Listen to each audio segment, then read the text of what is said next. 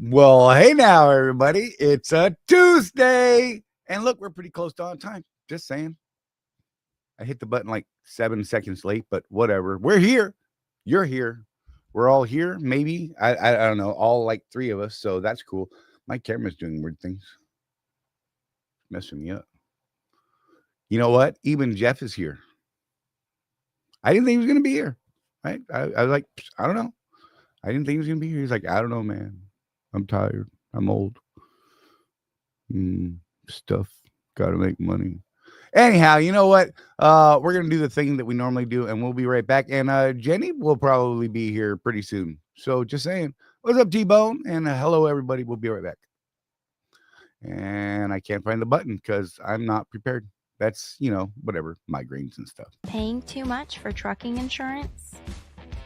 What if you could save more by making one simple phone call and keep more profit? You could very well do just that with one simple call to Seabright Agency, 800-366-6466. Call now. Now here's a question that all owner-operators and small fleet owners should consider. What happens when you access the unrivaled advantages that are available through the ES Advantage program? We asked Jeff and Charley from Contractors Corner to share their thoughts on how they've been able to utilize the discounts and services that are a part of the ES Advantage. So we started looking for a way to save money on fuel. And we were turned on to the ES Advantage program for fuel first. And so we got a hold of Jeff Reese, and he ran us through that program. And man, we were starting to save. And then we started talking to them. Well, we saw their website, and we said, Jeff, what's this thing about insurance and accounting and right. You lease trucks? What? Right, and that's the thing, is we only knew it as a fuel card. And when we started digging deeper, I mean, we ended up getting hooked up with an insurance provider, Seabright Agency, and they created an entire insurance program just for us and our people. And from that, we've learned that, now there's even more potential. There's a greater opportunity, and it's completely opened up our eyes and broadened our vision into what it is we're trying to do, which is help people do better. Wrapped with the ES community just makes that process so much easier. Now, if you're an owner-operator or small fleet owner and you would like to learn more about how you can drive savings to the bottom line of your business, the ES Advantage program has the discounts and services that deliver the kind of unrivaled advantages that are designed to help you improve your overall operation. Get connected with the ES Advantage today.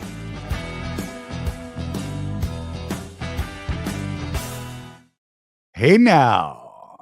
She's got an iron and stuff, and she's like doing stuff, and she's getting herded, getting her makeup on, and putting on some shiny shoes and some yeah. What? I can't help it. Is it weird? I don't know. Hey, let me bring Jeff in here, because look, there's Jeff. I can't even believe he's alive. What? Morgue? What? You're on the wrong side. Stop it. You're the one that put me up there, bro. Whatever. Wait. Peter's watching. Charlie, mind your business. I was about to say something that was not appropriate because stuff. Jenny, you ready? Give me a nod. All right. Look at you. Look, how's everyone doing tonight? Now I can put Jeff on that side because, he could have that thing on his face over there. That is fun. The thing and thanks for having me on again. Oh yeah, I was like watching you do your ironing and stuff, and I was like, oh, check that out. Yeah, I had to get air ready, Right. Look, me too. I see. Got your beard all done up. Right. Got your beard do on. I don't even know. I'm just over it. I've given up looking pretty. It's way too much work for me. Me too. Jennie Chrestman. Hello. I would know that person, yes. I was going to say. Hey, look, there's Mike. There's Narc. What's up, Narc? Glad I was notified of the guest. Whatever, bro. Hey, if you check your Facebook feed every once in a while, it's on there. Hey, if you check Discord, I put it up in there too. I'm just saying, whatever. I knew Jenny. I knew what she was doing. That's why I sent her like multiple links. I'm like, do this one and this one. And she's like, He's had just jelly pop. You didn't invite him. whatever. You know what? I'm more entertaining and better looking. So I actually thought about inviting both of you when I thought Ooh, Jeff that would wasn't be going to be great. here. And I was like, oh, this will be a train wreck that we will never forget. It'll be fun. Narc and I do good. I help him co-host all the time. Yeah, but it would have turned into a different show. You know that. Because you guys would have got me going, and I'd have been like, yeah, let's do some things. And oh man. And without Jeff here to hold the fort down and mind Right? the kids, we'd all been Right? crazy. Oh my God, we'd all been beat by Donna and the flip flops, and whatever. I've always got my finger on the button. Right? You gotta be ready with me, man. I wish we had a delay, but we would wear that out in like 5 minutes if I knew we had a delay. Man, your whole show would be a beep if Narc was on here. Beep, beep, beep, beep. Right. Yeah, it usually is when Narc is here. So Why did you just limp your service truck off the highway, Narc? What'd you do? Because he's a Death mechanic, and of issues. course his truck is broken. Give it a hearing aid. Just saying. Oh, 60% D Yep. rate. Oh, that sucks. Sean was first. That was weird. And then I ran away with a migraine. And I guess it was Craig, Trucker Tim. Hello, guys. I see. Let's see who else. Day Cab, Chris Hamilton. Cool. Matt, Dennis. Good to see you. Haven't seen you in a minute. I don't think. I don't know. Donna, Pete's watching. She warned me. I'm just saying. That means I'm supposed to not say bad words because he will bust me out, and he'll like go tell them Charley said this word and repeat the word to them. Oh, lovely. And then I really get in trouble. So Pete, he's my buddy. Just saying. It's all good. Deaf failure. That sucks, bro. That means definitive failure. Yes, that is fair. Day cab. Delete the service truck. You ain't wrong. So there's buzz on certain Facebook groups that we all just love. People telling people that, hey, it's legal to delete your stuff now. And I think people are believing them. Well, let them try it. See how that works out for them. They can find a shop to do it. Leave all the right parts in there. Right? I don't know, man. It just seems sketchy.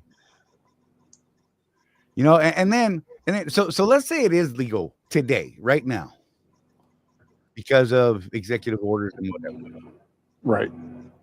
Right. So hypothetically, what if that party loses in the next election? In fact, they don't even really have to lose the next election. They just have to lose the midterms, right? Sure. And all that could get flipped over backwards. Well, it depends. If it's executive order, if Trump issues the executive order, then it doesn't get replaced till the next president comes in and undoes the executive orders. But couldn't Congress and stuff like go through and put a real law? I mean, they could. That's ideally how you'd want to have it done. Right. Laws. It's better than flying by the seat of your pants with executive order. Sometimes it's fun. Not going to lie. I do get a kick out of some of the executive orders because I'm like, yeah, that's not going to stick long. But yeah. Whatever. I just can't help it. I heard the NOAA guys are talking about, I guess they're now advocating for foreign truck drivers. Yes, they are. Did you see that, Jenny? I did not see that. Yeah, they're apparently they're hitching their wagon to that ride. So they don't want foreign truck drivers. No, they're advocating for the foreign truck drivers. Oh no. Oh no. That's good stuff. So when you call your factoring company and nobody speaks English there, can we get rid of the non-domiciled dispatchers and non-domiciled customer service representatives so we can understand the customer service we're getting? Right. That'd be nice, wouldn't it? English-speaking customer service would be wonderful. Look, I just told Jeff this the other day. There are some native English speakers who I can't understand either. So I know one of those. Yeah. I saw one of them had a YouTube channel not too long ago, but he's gone now or something like that. But what? Stop it. Nobody brought up Jason Pote, and then you did that. God. What is wrong with you, Charlie? What happened? Auto pen shenanigans. Yeah, I saw that too, DJ. That's going to be an interesting one. I'm curious to see how that actually plays out. All right, Trucker Tim, be safe out there. Bye, Tim. He's like, I don't want to talk politics. I'm out. Yeah, customer service is sort of like common sense. It's not so common anymore. You're right. Real. Yeah. Yeah. As long as they have, to my understanding, as long as the funding stays out of the EPA, regardless of who gets in office, they would have to reallocate funds, etc. It wouldn't just be flipping a switch back on. I don't know. Well, that depends on if they get the supermajority thing going again. They break my brain with that stuff. If they have the president and both houses of Congress, right? Then we should be able to pass any law we want right now. Right? Except that we can't pull at 60. If only we had 60. I mean, wait. If only they had 60. Labeling myself, I got to be careful. People freak out. Oh man. I thought. So let me ask you guys a question about factoring companies. Yes. So factoring companies will give you an approved list of brokers, and if they're not on that approved list, they don't buy the invoice. So what happens if your factoring company tells you, "Oh yeah, well we approve them and give them all this credit," and then you go out and run the loads, in the very next settlement they say, "Oh no, they're bad," and they make you pay it all back? Is there any liability to that at all? Anyway, I think I know somebody that could answer that. Watch this. Watch. And we have Jenny in a bottle right here. She's going to answer that question for us because she is smart, fabulous, and wonderful. Well, I actually have a client that got caught up with some Amazon loads that didn't come from Amazon. Okay, first of all, I have a problem with any factoring company that's buying or paying for invoices that are Amazon invoices that aren't from Amazon. We all know by now that's the only place you can get them. So by doing that, you're just allowing the double brokering to keep going. Right. So they should know better than to buy them in the first place. So they arbitrarily told my client that they took their credit limit from $50,000 to $200,000 on this broker, and they were like, okay. When they started researching that broker, the brokerage recently had changed ownership, and they couldn't find anything about the new owner online anywhere, no mention of them and no information about them. So they called a meeting with their factoring company. This is a very large factoring company, and the vice president of credit and his account manager had a Zoom meeting with him. He says, "Look, I'm very concerned about this. You've increased your credit limit, and we can't find anything about their owner. Are you sure they're good?" And then that factoring company went back and did some more research and said, "Yep, and in fact, we give them $250,000 worth of credit." Oh. So that carrier ran $210,000 worth of loads. In the very next settlement, they said, "Oh, nope, they're no good. You got to pay back $210,000. What the hell? So I just feel like when you call a meeting with your factoring company expressing concern over the legitimacy of a company, and they say, "Oh yeah, they're good. In fact, here's another $50,000 worth of credit you can run," and then you run it, there should be some kind of liability to that. But you would think. I mean, why do I have you taking care of my money if that's the way you're going to do it? I don't even understand. How could they even get away with it? I mean, they went out of their way to ask the question and raise the issue. Well, and also this company that was giving him the loads, they also offered a quick pay, and he said, "Look, can I pay you the quick pay fee on top of my factoring fee so that you guys will sign off on getting the quick pay so we can make sure they're going to pay?" Right. And they said no, they wouldn't do that. They couldn't. There's something. There might be some kind of banking rule that prohibits that, or lending rule. I don't know. But they said no, they couldn't do that. Huh. Hey, you know what? DJ actually brings a good point here. Like a lot of people really don't understand factoring, and I can tell you that I do not. So factoring is the barely ever touched purchase of edges of it. future receivables. So what they're doing is when you when you turn in your paperwork, you turn it into your factoring company, and they'll fund the money to you until they get the money from the broker, and they charge you a percentage for that, 3%, 2%, whatever it is. So they fund you the money less their percentage. If they don't get paid by the broker and it's recourse, then they charge it back to you after 90 days. And if you are non-recourse, they're not supposed to charge it back to you. But some of them are kind of shady with that. They're trick non-recourses. They're non-recourse only if the broker goes out of business, not if they are fraudulent. So you have to read your fine print in your contracts. Read your contracts, I got a people. GPT for that. I'm just saying. Yeah. Well, I built a GPT just to read contracts for me now. Cool. I'm so happy with that thing. Like it picked one apart recently, and I was like, "That's awesome." Nice. Yeah, As long as it works. It was great, and it breaks it down. Like I had the GPT say, "Hey, you are a legal scholar, right? That's how I'm setting it up. I need you to look at these things purely unbiased, just from a legal standpoint. Explain the good, the bad." Point to point to point to point to point, and it'll take two contracts that, like say I just got new contracts from I just got a new ICOA from Swift, as a matter of fact, and I had them compare the old one with the new one word for word all the way down, and it was great because it actually pointed out something that after I had actually read the contract myself, did not notice that little tiny difference. And it was like, look, did you notice this? And I'm like, oh no, I didn't, and that was cool. So I'm just saying, I don't know. Sorry, that was. I'm glad I caught that difference. A lot of times they will. You got to check ChatGPT though. They are wrong sometimes. So. Oh no, yeah. I use them as a guideline. I get their information and then I go and double check everything myself. See, I make it post sources and everything else, and then I go look at sources, and that's fabulous. So, yeah. I really enjoy it. But if you set it up the right way, Jenny, if you go in and you build these, they're kind of like monster prompts for a simple question, but you're giving it a specific role with a certain view of things, and it'll do a whole lot better. Like Jeff and I did some craziness. You can make your AI argue with my AI. It would be fun. It is fun. We've done that before. Friends. I've got it to argue with itself basically at times. So Oh man. So factoring, back to that. Sorry, I got sidetracked. I can't. Squirrel. I'm broken. Anyhow, see, I always just thought that when you went with a factoring company, right, that they're willing to take that risk. For the longest time, I didn't know that they could hit you back for that. I'm like, well, why did I even use you then, bro? Because in today's market, you need that money. This week's loads pay next week's fuel. Right. Which is sad.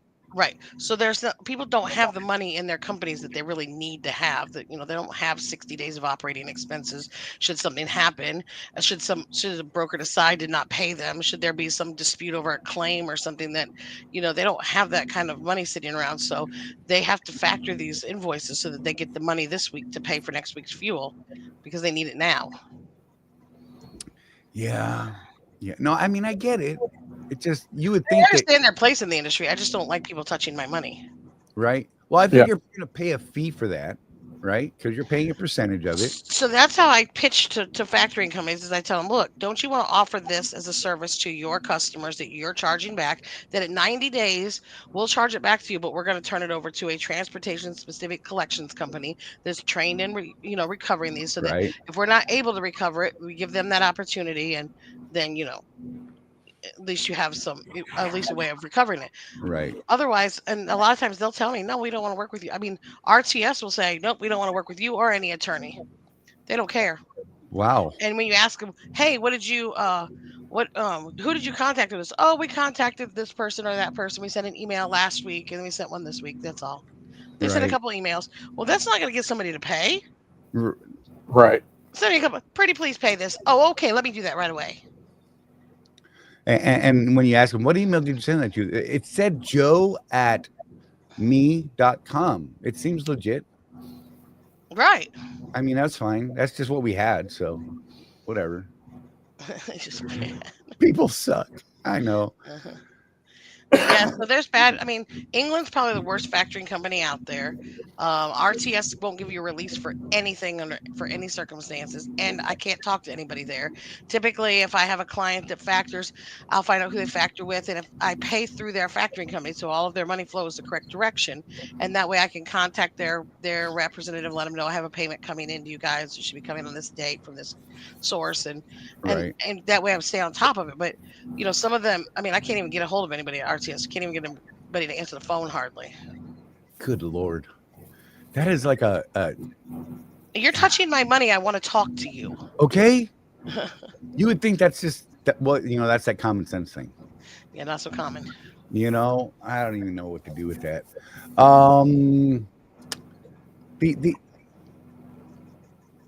I got lost. Wow, did you see that? It just totally locked up right there. It was like the wheel started spinning and lagged. That was great. You're gonna have to pull this service truck off the highway too. It's having problems. Yeah, I think I got like a 90% D rate right now is what I'm saying. I had look, I haven't had a migraine in a couple days, and I was like, yeah, all right. I've been good for the last few days. I've been up and just like, oh, woo.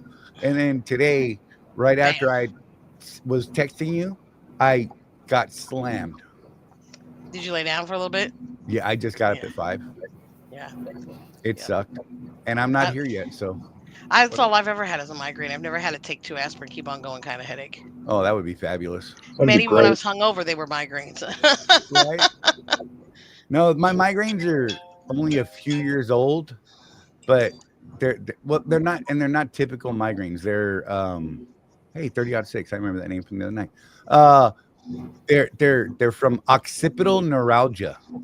Ooh. Fancy words. So there's 2 nerves that come out on each side of your neck and feed. They control your horns. Like this. Yeah. Right? And only my left side is affected. So my migraine splits perfectly down the center line, front to back, top to bottom, and it's only on my left side.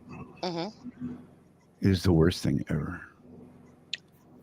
I get an ice pick right here in my right eye right here, and the only thing that helps is a cold, dark, silent room. Yeah, sometimes they get licensed. Sometimes. Hey, anybody know a mechanic? Narc needs a mechanic. That's funny. Guy needs a roadside. Just saying. Yeah, sometimes my migraines will trigger a classic migraine. Oh. Yeah, and then I'll get like ocular migraines on top of it. Oh my God, it's only the left eye. That's like having a heart attack on top of a heart attack, isn't it? Yeah, kind of. Luckily, it's been a minute since I had that kind of thing happen, but yeah, it's just. Jeff's suffering right now. Look at him up there. He's like falling asleep. I know. Today was a long day, I think. It was. He was having fun in Dallas earlier this morning. Oh, that's fun. Yeah. Dallas and its multiple Buckies. Should have heard his words. Oh my gosh, I'm just saying. Made me blush. Yeah, whatever. Dallas and its sea of cities that surround it. Right? Man, like Dallas Phoenix never ends. Phoenix, it used to be you could drive from one town outside of Phoenix and drive across nothing but desert for, half hour. And then you're in Phoenix. Not anymore. It's just Phoenix. Yeah, it's just Phoenix. I don't even know why they have their other little names, Goodyear and all that other crap, because they're Phoenix. Let's just be real. Phoenix. Look, DJ, you're in trouble, Narc. Yes. DJ's, Narc, like pay DJ his $2, please, sir. Now. Otherwise, it's going to cost you $37.50. He's waiting on an Uber. Right. He doesn't have it right now. He's Ubering. Right. Oh my God. How long's your wait? I might be able to get there before they do. Right. That could be your other side hustle, Jenny. You need a record. I'm Ubering in the morning actually for one of my best friends. She's in North Carolina, and her kid's car broke down, and so I have to take him to work in the morning. So I'm the Uber awesome. Nice. Uber awesome. I dig it. I used to drive Uber. It was really fun. I did it like in the town that I live in now, and it was really funny because Uber was not offered in this area. Like they're like, no, we don't service that area, and I'm like, I will. And it was me and one other lady, and I would come home and like sit there and watch TV, and my little ding, I go pick DJ. That's up. like a truck driver that can't drive a truck. I mean, we see it all the time. Just saying. Just saying. Yeah. So I would watch TV. My little bell would go off. I go pick somebody up, and then I come back home. So I was like cutting my profits in half, because gas. And because I'm driving all the way back home, and it was hilarious, man. It was always weird. I don't know. It was fun. Just got me out of the house and doing something every now and then. Oh, geez. Where did I did it somewhere else too. I can't remember. Every now and then I'd like be somewhere and I'm like, oh, let's see if they'll let me Uber here. And it was just weird, but it was fun. Oh my gosh, I can't think. Hey, Ida, you're late. Ida, where have you been? I know, right? Like I thought about inviting her on today, but her internet sucks at her house. Because I thought I will bring Ida and you on, and I'll just. And you guys would just carry the whole 2 hours, and it wouldn't even, nobody would notice. Nobody would notice. Nobody would even know. And you know what? You'd probably get a hell of a lot of views too, because we are funny and smart. That's what I'm saying. That's what I'm saying. I know. I can see Sean might be that. I think Sean might be onto something here. Is it less than he can fix it, or choosing not to, so he doesn't have to work in the cold? Oh, right. Oh my God. Don't click when I click, Jeff. Jeez. We'll make people dizzy. You're dizzy. Dude, speaking of that, squirrel, I was standing there on a dock the other day and they dropped something. So I bent over to pick it up and I stood up and I was like, woo, that was a good one. Right? And then like 5 minutes later, I was not moving. I was just standing there. And all of a sudden it was like I got hit with an aftershock. It was like, whoa. That was the thought he had. It was crazy, man. Like I just started, whoa, and I was like, my tinnitus went, or tinnitus, excuse me for you proper people, went completely nuts right then and there. It was like so loud. I thought, oh God, this is it. I'm gonna hit the ground. I'm gonna have target people around me looking at me and touching me and stuff. That's gonna be odd. I always wonder what people do when there's unconscious people around. I'm just saying. Jeff, are you getting a new Volvo after Christmas? No. No, there's issues with those Volvos, man. Yeah. We're definitely learning. Stay off the shrooms, right? I wish. Back in wrong. It's almost like Volvo once again put a product out that wasn't quite ready. Imagine that. It was really looking promising, like legit, like the numbers that were popping up and certain people, it was great. Yep. It's because it's cold right now. That's why he says he's not working. Just saying. I don't blame you, man. I was mad when it was 50 degrees. Well, come on the show, Narc. You can do it. You can do it. Do the repair on a live. He's not doing the repair. He's calling for a ride. He said, fuck that truck. Oh, right. Excuse me. Oops, I said Donna. It. Sorry, Donna. Maybe. Pete, ignore her. Just saying. You know what? I want to do this thing real quick. So our app is up and live. I could put a thing up here in case anyone wanted to click on that. Yeah. But I'm going to swap you over to that side so it's not on your face because it's more fun to put QR codes next to Jeff. Bless you. I'm allergic to QR code right there. Yeah. If you scan that QR code right there on your screen, it'll take you to the app. And what I did right now is I opened it up for 14 days. You don't even have to go through the payment method, right? You can go there, sign up for it, click sign up. There's a little tab. I'm going to bring that up on the screen here. And I'm actually going to walk through kind of a quick setup. Maybe not so quick, but I'm going to run through a setup because sometimes people struggle, like legit. And I get it, whatever. I'm not banging on anybody. But sometimes you just need a little poke and push in the right direction. Let's see. I think it's this one. So if I put this up on the screen. So if you go to app.rwedrive.com, it'll bring you to this screen right here. And if you click on the little sign up dealio right here, you can just enter your email. So I've got one that I'm building in there right now. And it's going to be this email address. And then you set your password. has to be at least 8 digits, must contain one capital, one number, and one special character. Just so you know, it's a little tiny writing under there that I think I need to make bigger, but whatever. Anyhow, so you hit create account. I said you hit create account, you son of a. And then it'll say I just did sign up. You click sign up and it works too. Yeah.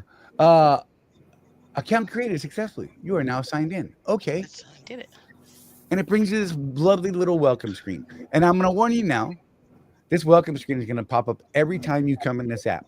You can make it go away, but it's there for a reason. It helps you get started on how to use the app. It kind of walks you through what it's about, what it's for, how to use it, how to set it up. But if you go down to the bottom of it and say, okay, I read it, don't show this again, it'll put a little flag on you and that window won't come up anymore. But it's there. You can always re-access it by hitting the question mark up here at the top of the screen, and that'll come back up. Pow, right there. And oh, you know what I did? I totally screwed up. I used a email that I already used on this, so it won't let me do this again. That's great. Anyhow, give me a second and I'll create a new one because I'm not smart sometimes. Dang it. That's funny. I thought I deleted all of that info out of there today so that I could use that. Let's see if this one's in there.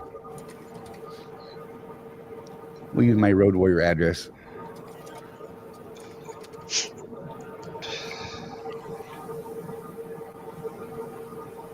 What the? Oh, because I did sign in. Duh. I'm smart. There we go. Sign up. Okay, there's our fancy little window again. Now let me click on that. Get started. So when you get to your dashboard, it's like a lot of not information. But this is your basic homepage. And it gives you all the data. It tells you how we come up with all the formulas for each of these boxes. So if you want to know how to do these things on your own, you can learn right here, because a lot of people are always asking Jeff and I, hey man, how do I do this thing?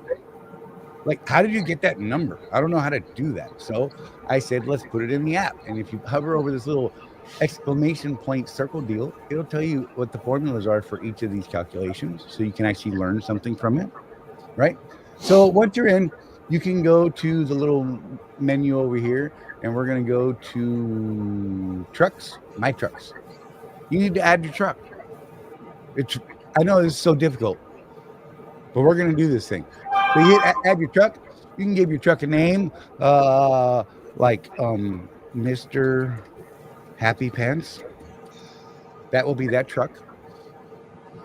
We're going to put the model year in there. We're going to say 2003, because that was a happy year for trucks. We're going to say Freightliner. No, we're not. That's a Peterbilt. No. They're too expensive to maintain, even after you own them. Gosh. Yeah, my favorite color is chrome. Right? See, I get that. Apparently, Charlie, we're going to get numbers on a Peterbilt here pretty soon. Yeah, right.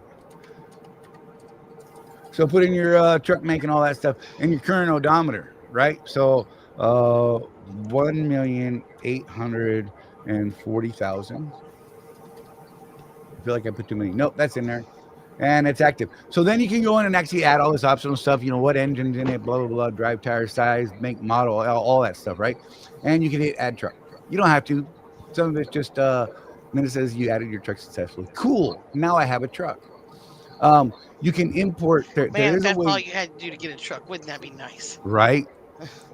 There is a way you can enter this historical data, and what this is like if you're using another way to track your fuel mileage and such, like another app or something like that, a spreadsheet, and you had all the data from before, you could drop that in this section here in big lumps, like fuel totals. You know, I tracked 1.8 million miles worth of fuel. I used this many gallons. This was the average, and what have you, right? So that you have that historical data going backwards. It won't necessarily, it can be used, sorry, I got to use the right words. It can be used. It's not set up to do it right this minute, but it is there so that you have that info later.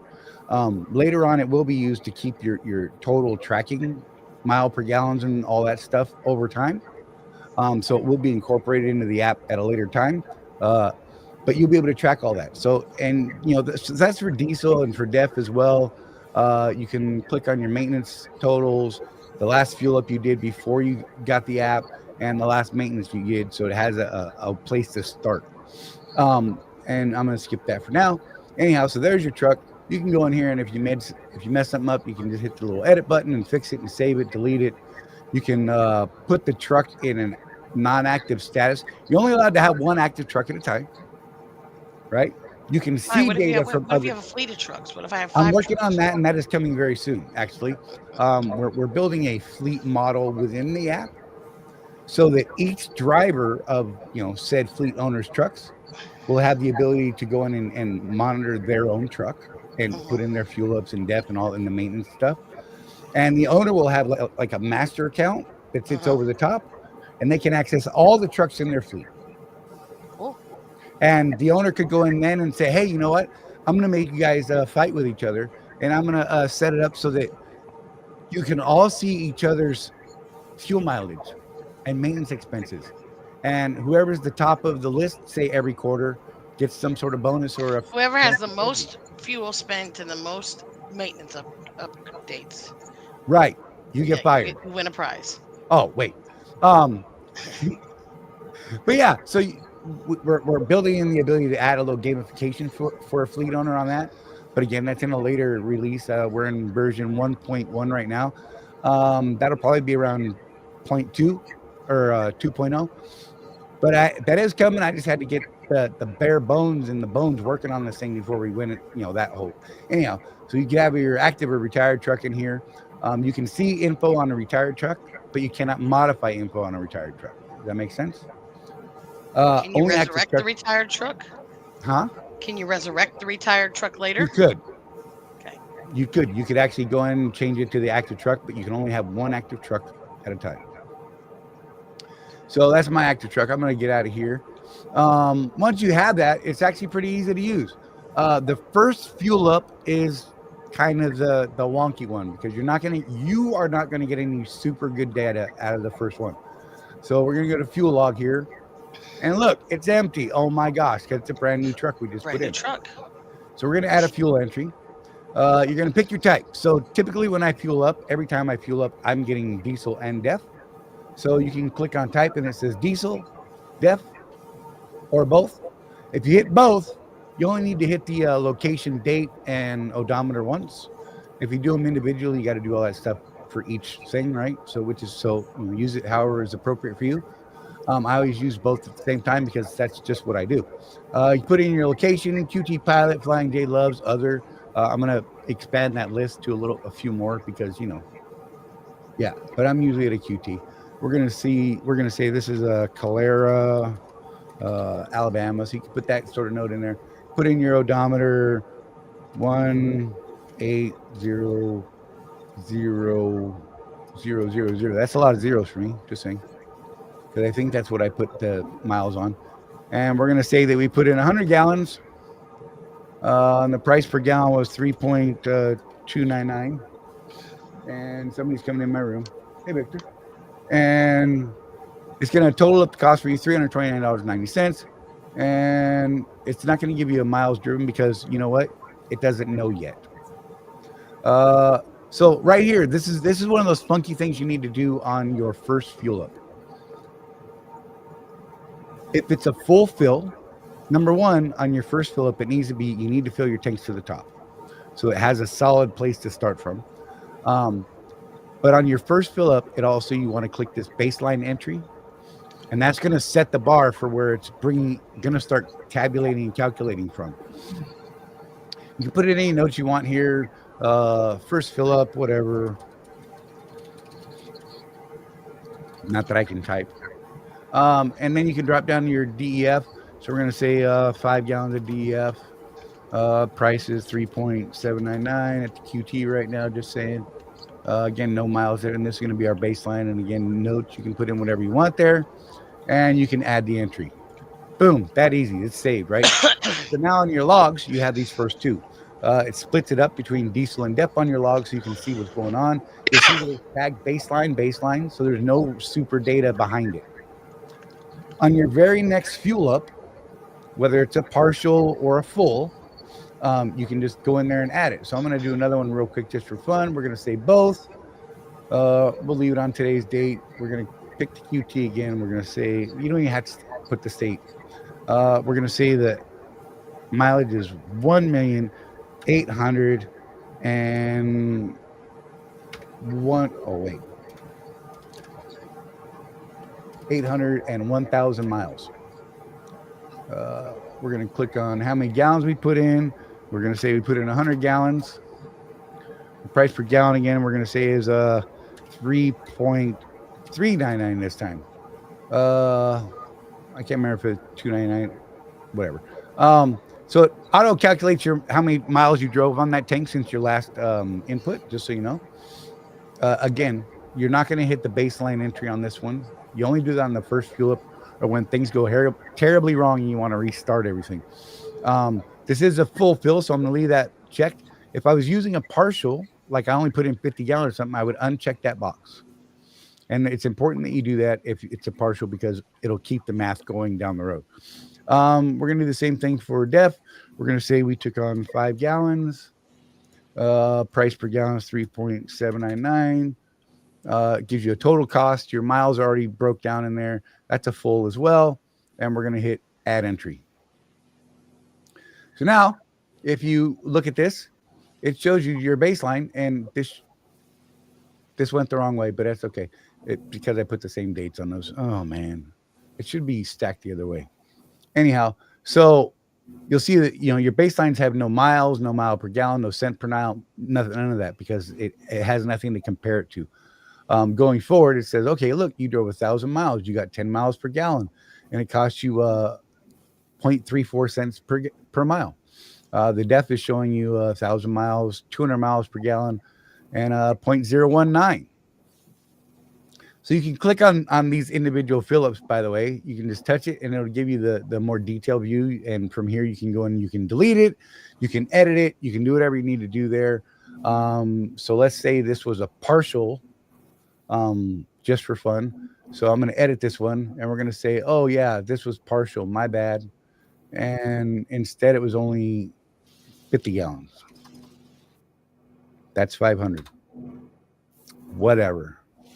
And then we're going to go ahead and save that again. So that was saved, updated. So now it shows you that it wasn't a full. It was actually a partial. This was diesel. And then you'll notice that the miles per gallon, cent per mile goes away. That's going to be gone because it's not quite sure what your miles per gallon, cents per mile is there, because it can't calculate that because it needs a full to reach that next level. I'm actually going to change dates here real quick, just so that this starts displaying the right way. Let me edit this one. Let me back the date up to... Actually, if you put the new odometer reading in there and you put how many miles how many gallons you add in, it should be able to tell you your miles per gallon regardless. Yeah, it uses the date as well as part of it. So yeah, I know. But I'm going to back that up.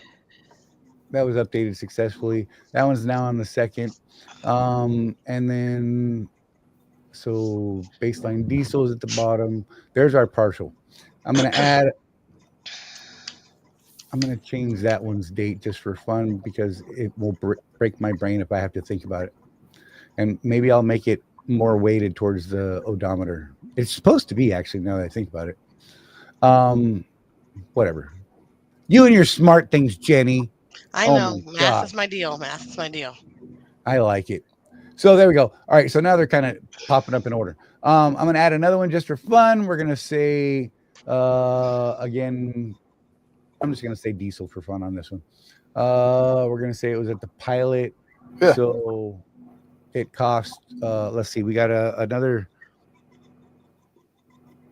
let's say 150 gallons. Because it's a pilot, it must have been like $4. That's because you didn't go to the 1.9 across the street, Charlie. That's probably true.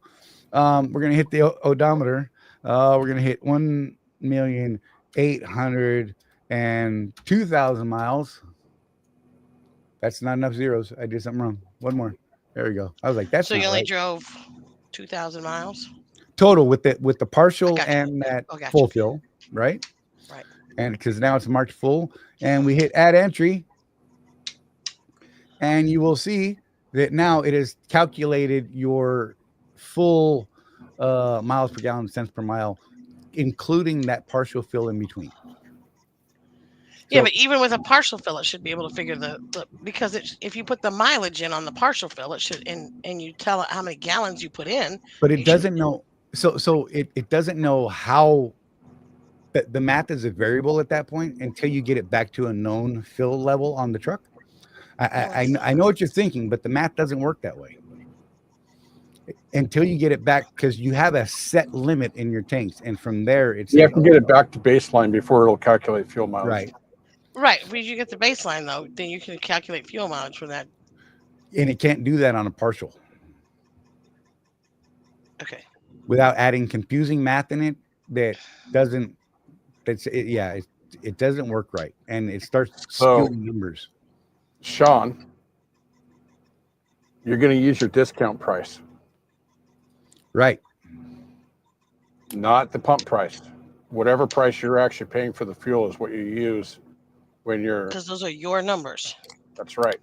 Because if you don't do that, then your cents per mile is going to be off. Then you have no sense. And then this whole app is useless for you, because that's what it's for, is actually have you understanding what your real numbers are. Because a lot of people are out there running around saying, oh, well, my dash says I get 11.0. I don't know why I don't have any money. Mm-hmm. You know, and you ask them, well, you know, what's your cost per mile on fuel right now, bro? They're like, I pay $9.72 a gallon. Well, and I get 11 miles per gallon because that's what my dash told me. Mm-hmm. You know, I'm just saying. But anyhow, so it really isn't that difficult to get set up.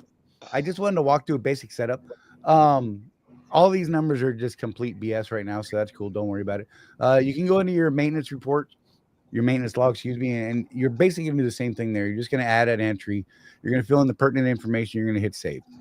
And it's going to start tracking that. And because, you know, that's your first one, it'll add it into your numbers, and it'll start building off of that. We can go over here, and we're going to click on. So now if we go to dashboard, you'll see that it actually populated some information over here. Ooh. Right. Ah. And look at the color codes and stuff. I'm just saying, green is diesel, blue is DEF, and purple is maintenance. Kind of makes it easy to quick scan.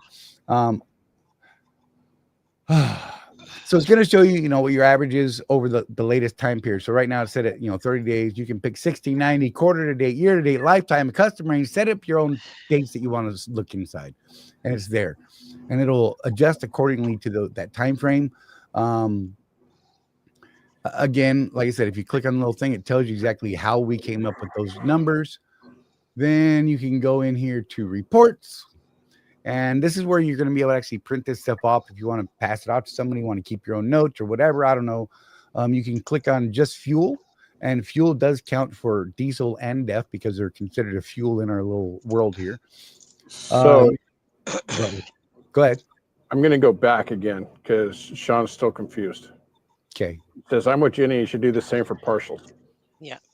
If you were keeping track of your fuel mileage, Jenny, on a piece of paper with a pencil, how would you figure out a partial mile per gallon?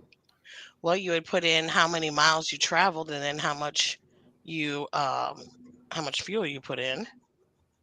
But how do you don't know how much fuel you used though, do you? No, but you might if you had your baseline. Nope. How do you know how many gallons you burned if you don't fill the tank? There's the problem. Oh gosh, you're making me think hard here. Right. It hurts, doesn't it? And that's why you don't do that, because it doesn't work. It does work. I have to think about this for a minute. Okay. I'm going to let you work it out. Okay. Jeff already knows the answer though, so let's just let him give it to us. You can't. There is no way to tell how many gallons you burned unless you go back to baseline, which is filling the tank. See, when we fill, we fill to the same spot. I'm so anal about it, Jenny, that I have a visual marker on my tank I always fill it to that exact point. That's Good. how anal I am about it. Because I want my numbers to be pure. Right. Right. All right. Now, my dash is within about 0.2 at any given time. Mm-hmm. But on Chewy, my old Century, I could swing a mile per gallon either way going by what the dash said. Yep. Well, And it was frustrating. The newer trucks are a lot better Yeah. by far. But they can read the flow through the injectors and everything and say, oh, we put in this much fuel and we returned this much fuel. So this much fuel was burnt. And that's how they come up with the calculations. We don't necessarily have that. And that can be very flawed if you have. and there's a lot of trucks that don't have that. So Right. And that, and even those sensors can go wonky at times.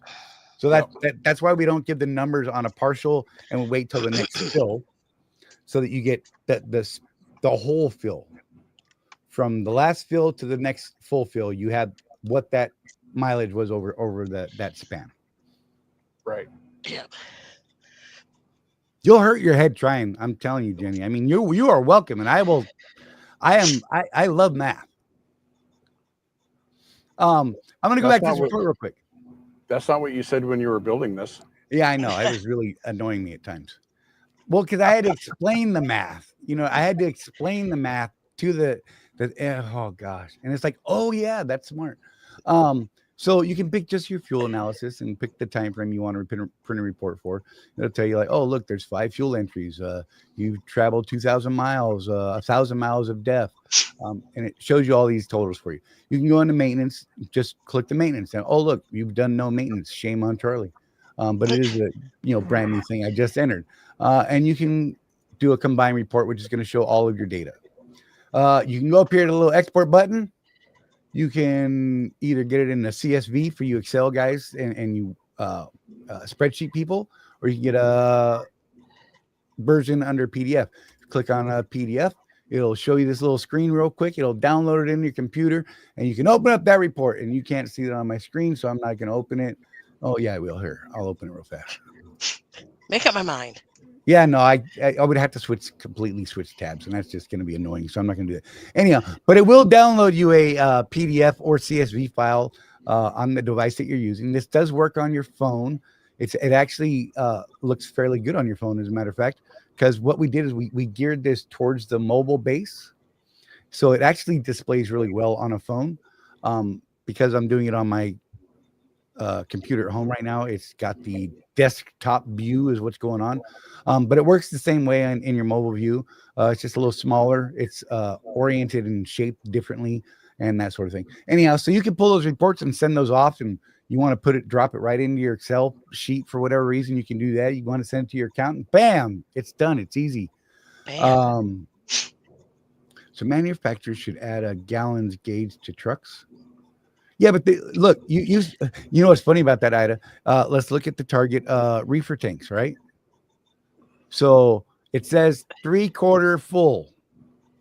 And I'm like, well, I want to be above, at or above 3/4. So I'm gonna stop and put some diesel fuel in it because it says, I'm right at the line. And I've got another 2 hours. So let me top it off. And it takes 1 gallon. And then it's just full. I'm like, that is not 1/4 of a 100-gallon tank. I'm just saying. Yep. And some say full when it's like half empty. So, those little float gauges are garbage. I'm just saying. I don't trust them. Don't believe them. I trust the math when I do the math. Like I didn't have a fuel gauge for a long time on Chewy because, things broke. And so I tracked my mileage. And that's optional. You don't have to have a fuel. You got to stick with the line on it. It's fine. I didn't even do that because I had the anti-siphon things in there, right? I literally just tracked my mileage. When my odometer went out, that was a problem. Then I had to fix some things. Yeah, that's a little more hardcore. That was an ECM issue. So I also, Ida, most trucks these days, if you go through the menu options on the dash, it does tell you how much fuel it thinks you burned. Now, there's a problem with that for some of us, Charlie. You can probably hear my APU running in the background. Right. That's burning fuel. It's hard to account for that. Yep. unless you have really solid numbers. Well, there you go, Narc. If going off your dash is good enough for Jason freaking Pope, it should be good enough for the He's rest the of us. trucker's coach, right? So he's coaching right. us to do right.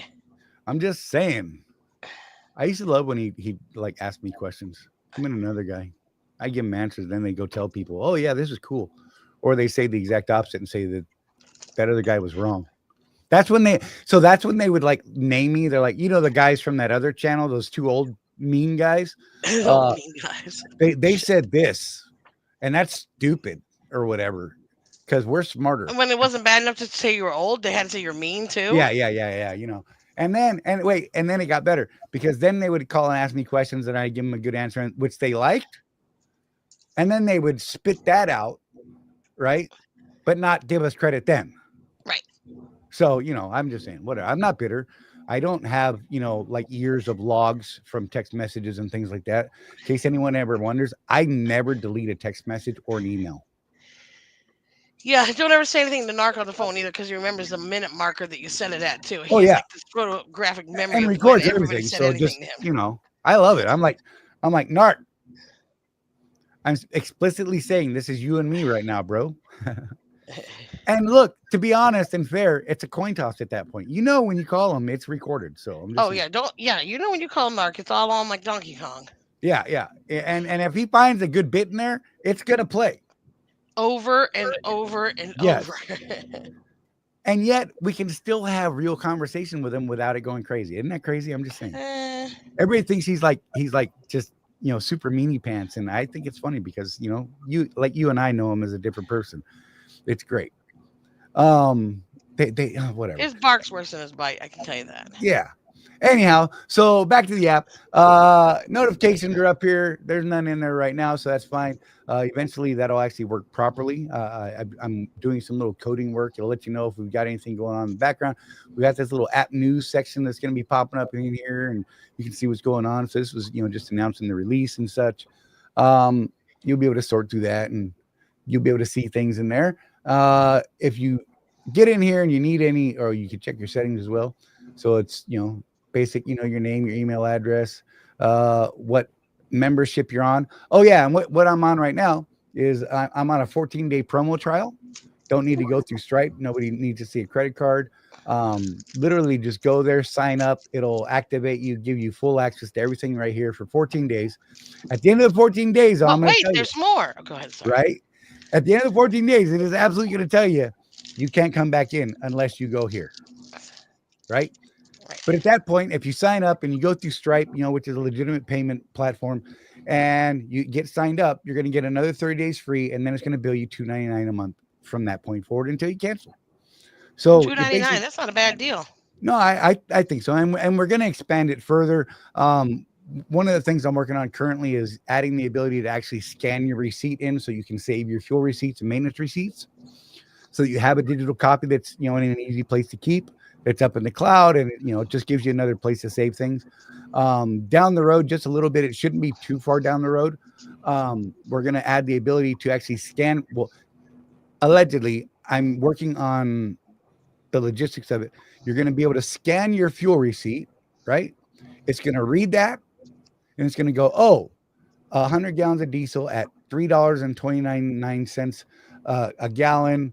And here's the total, and it's going to input all that data into your fuel fields that you're adding that fuel up for. Great. All you need to add to that is a collections button for where they don't get paid. Then they can submit their paperwork to the collections button, and it comes to me. We could actually work something like that in later, Jenny, because one of the longer terms down the road is we're actually one of the things that we want to be able to do is have this app be a total numbers manager tracker for the average one guy or small fleet trucker, so that all of your receipts and things like that could be input in here and saved in a cloud version. Remember, you have to have a real copy of receipts in case you go through an audit. Be mindful of that, but this will give you a good digital backup for it, and we're going to incorporate it so that you can actually go in there, print off these reports or view reports that say, hey, I've made this much money. This is, I've made this much in gross. Here's my net due to all the expenses that I'm tracking, all that kind of thing. So yeah, that's probably down around version 3.0 when we get to that point. That probably will go up $1 or $2 a month because there's a lot of data that we have to store on the back end of that. But I mean, come on, for $4.99 and you have a full bookkeeping suite behind you and all this. I'm just saying it's going to be a great deal. And collections, all that, and collections too, baby. Right? And that would be an amazingly easy button to put in there, Jenny, is what I'm saying. I mean, yeah. And, oh, yeah, we could add a mechanics help button. Hey, bro, I'm broke down. And, you know, someone like Narc could be like, hey. Narc has a real union job now. He doesn't have time to entertain our peon questions. He's like fancy and stuff, you know. But, you know, there are things like that. And we absolutely are open to suggestions and things like that. And there is a little export my data button down here. And whatever's in your personal file here, you can pull down to see what's there. We don't actually access any of this, to be honest. The whole point of a lot of this was to keep it specific to each person. I will be able to see the total gallons purchased over history of all accounts, but I can't pull and say, oh, I wonder what Jeff's truck is doing and pull his truck up. I'm sure we could sell that data to somebody if you could. Yeah, I hate that though. You know what I mean? Because then it always gets weird. So we're definitely it sure does change our relationship, doesn't it? Yeah, you know, we're definitely not selling any of this data. I can say for sure right now we're not. I mean, look, if somebody gives me the right deal and we put it out to people and say, hey, they just want to know your email address and how many gallons you use a year. I don't know. Maybe that actually gives us some negotiation power on a better fuel card down the road. Just saying. But yeah, so that's kind of the basic rundown. I hope that gives you guys kind of a basic view. Of course, if there's anything that you need, you know, if you have any problems, you can email charleyman.cc@gmail.com in reference to the app, and I will take up your questions, your comments, your sorrows, what have you about the app. Thank you. What about insults? What about insults? I'll take those two there, as long as they're about the app and not me, because my soft shell can't take too many insults. I'm just saying. Narc's got a request.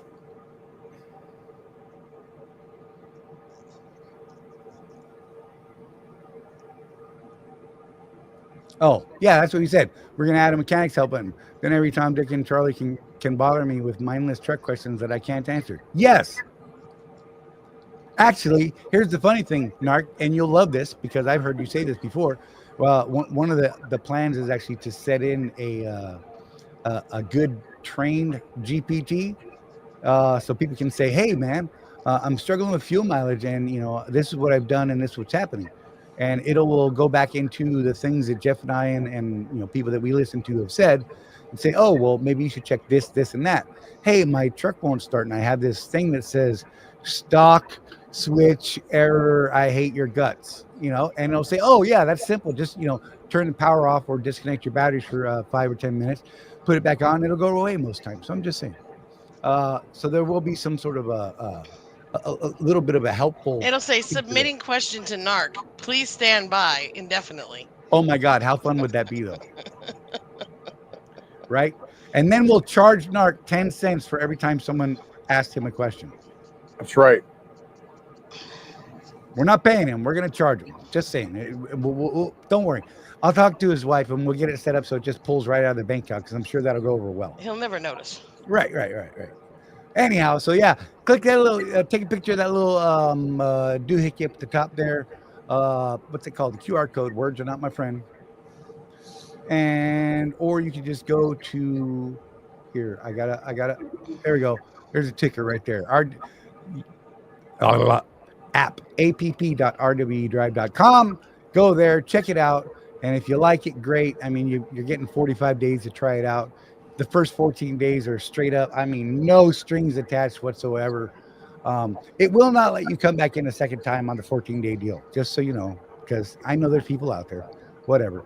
It will, yeah. Anyhow, it's going to track that, and the database itself handles all that in the background, which is fantastic to me because I don't want to have to sit there and go through names and accounts and all that crap every day. And anyhow, check it out. If you like it, great. If you don't, hey, that's cool too. Whatever. I mean, there's a couple other places out there you can do it. You can do it like other people have done, run a spreadsheet and put it all in. And do whatever you want. That's fine. We're just putting this out there as a tool that we like and we wanted and we need, and at a price that is absolutely, I think, worth it. So there you go. We're going to do our quick little break here. We'll be back in 50 seconds. That is 50 for you, Sean. Yeah. See you in a minute. You're either running your business like an owner or like an employee. And if you're stuck in that employee mindset, you're leaving money on the table. Company drivers wait for direction. Business owners create opportunities. Company drivers chase miles and just drive. Business owners chase profits and know their numbers. Want to run a real business? Start tracking your numbers. Know your cost per mile and start saying no to bad loads. Drop "I run a business" in the comments if you're done thinking like an employee. If you want to take this mindset shift further, join the Road Warrior Entrepreneurs community at www.rwedrive.com, where we have profit boosting strategies, coaching calls, and real road warriors winning together.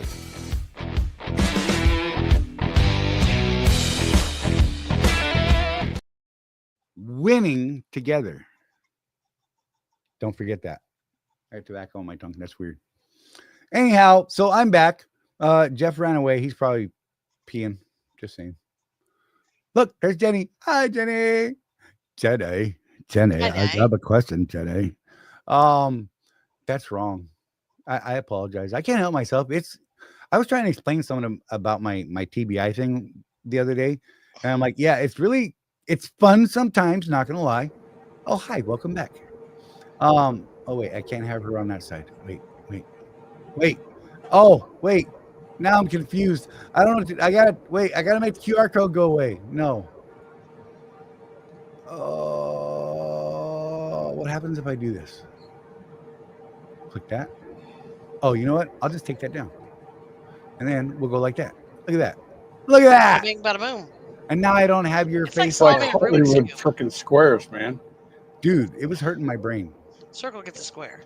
Look, I don't see Jenny's a guest technically, but not really. You know what I mean? At this point, I'm like, I'm like family now. yeah, right. You know what I mean? But I try not to put like symbols and things on guest video stream part of it, whatever that words aren't my friend. Did I mention that? Yeah, whatever. Comments are coming in. Jeff Charley, PM me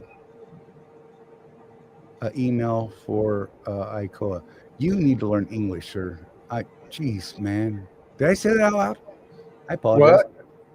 Here, you know what? I actually have, and because it's fun, and you'll have to write it down. Let me scroll. Look at that. Right there at the bottom. If you have a contract you'd like us to look over, Sean, you can just send an email to us at charleyman.cc@gmail.com. And I will DJ, take you it ain't there. even right. Stop. You like that? I'm just saying. DJ has a comment up there we have to examine. What'd he say? Come on. DJ, you should let slow people like Todd and Pote have 20 days since they're extra slow and can't type fast. Hey, look, they're getting a total of 14 days and 30 days. So that's 44 days. Excuse me, not 45. I apologize. 44 days to try it out for free. The first 14, they don't even have to have a card or anything. We're not going to track their email, nothing. They just 14 days. Check it out. What more could you ask for? I'm just saying, I think it's a pretty decent deal. I mean, the only thing better would be if Charley would come and put your numbers in for you. Yeah, no. I get very, very deep when we start talking about. It's funny because when we start talking numbers, I'm like, yeah, bro, let's do this, and then my brain starts spinning, and I've got 19 screens open, and I'm looking at, yeah, man, no, that don't math, bro. Like watching Pote's videos back in the day. I'm just saying. Screaming at the screen. Pope put up those first two settlements, and then he didn't put up the third settlement, but he put up the fourth settlement. Right. So when I took the first two settlements and the fourth settlement, figured out the third settlement. It made my head hurt, but I got the job done. It was fun. It was fun. And listening to Narc try and follow along audibly was fantastic because he's like, wait, what? I love that guy. I'm just saying, it's just fun. It was mad fun. And at one point, I'm pretty sure I remember this, right? I remember. Yeah, whatever she said, that's right. Because he was smart. I'm just saying. But yeah, so where are we at? We're done with that fun stuff. Hopefully you guys check out the app. I mean, like I said, it's not going to cost you anything other than a few minutes. I really have worked really hard on this thing, and I kind of came up with an idea back in August to where I was like, you know what, I'm going to try and figure out how to get our own app to do this stuff because I don't want to pay someone else for it. Right.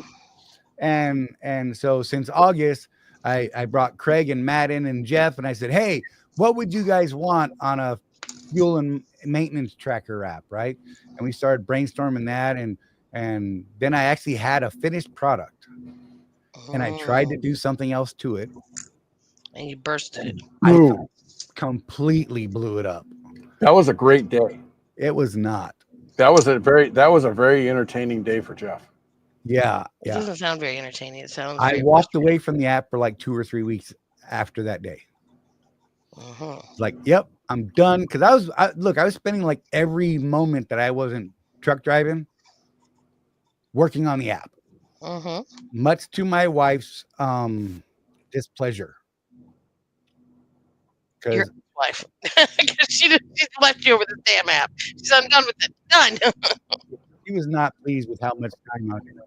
Because I would literally wake up and start working on it. Because I'm learning this as I go. By the way, this isn't something I knew how to do beforehand. Just so you know, I'm literally learning, and I'm working with different AIs. At the time when I first started, I actually had multiple AIs working with me on the first run.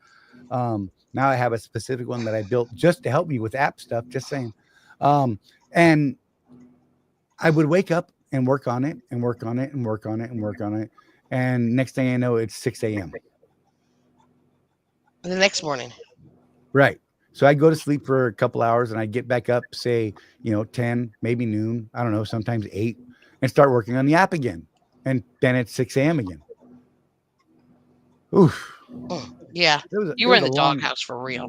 Yeah. And it was rightfully so.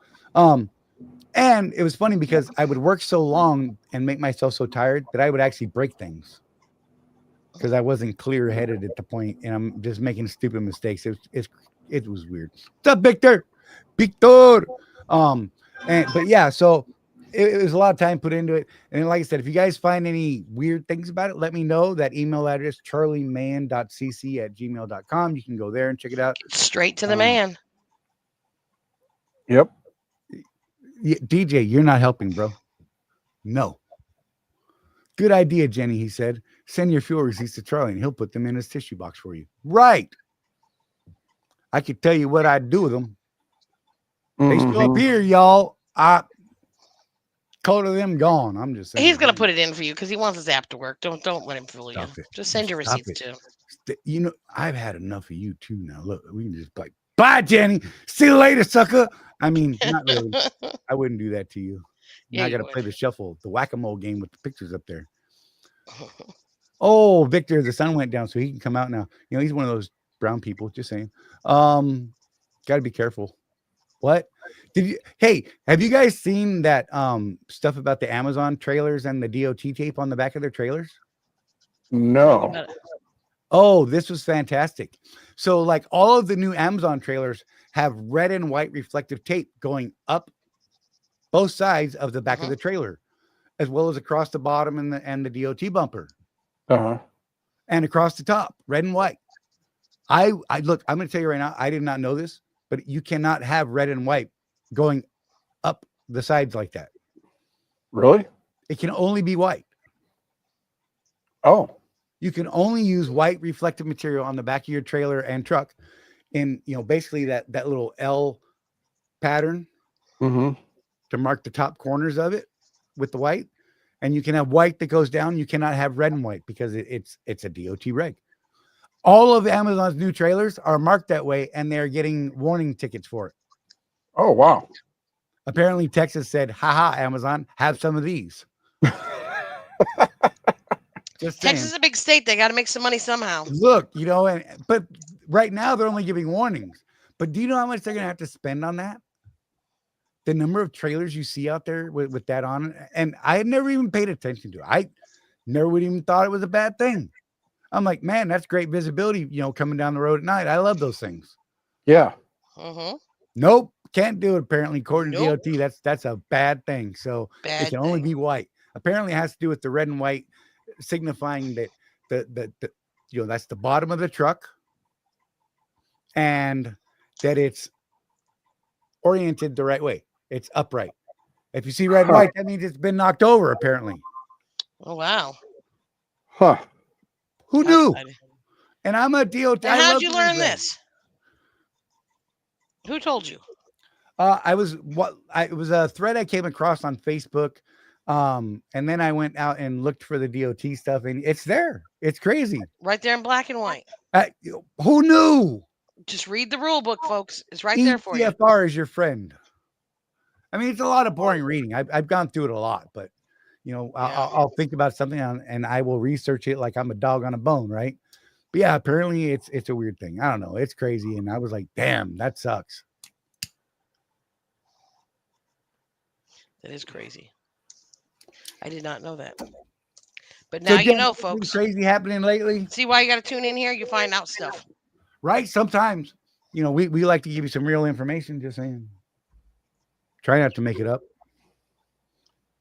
Sometimes we do. When we have nothing else to talk about. Right? I mean, I could tell a story about a puppy that I once had. Nobody will enjoy that. It's a very sad story. No, that's okay. We can skip the puppy story.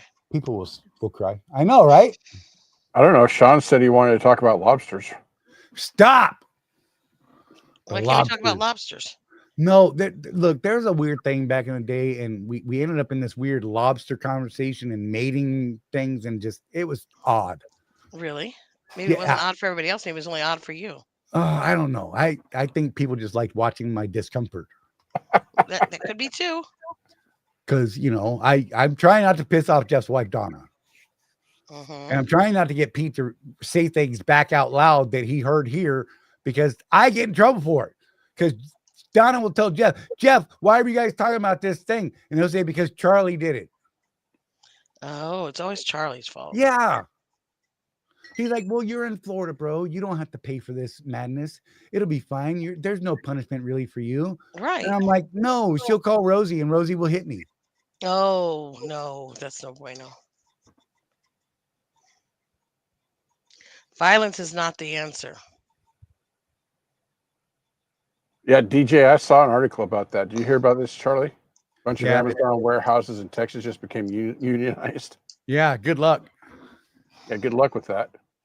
Or there will be no more free Amazon shipping. Hey, Niagara Water, not a single human being in that entire warehouse. That's why when you call there, you can't get anybody on the phone.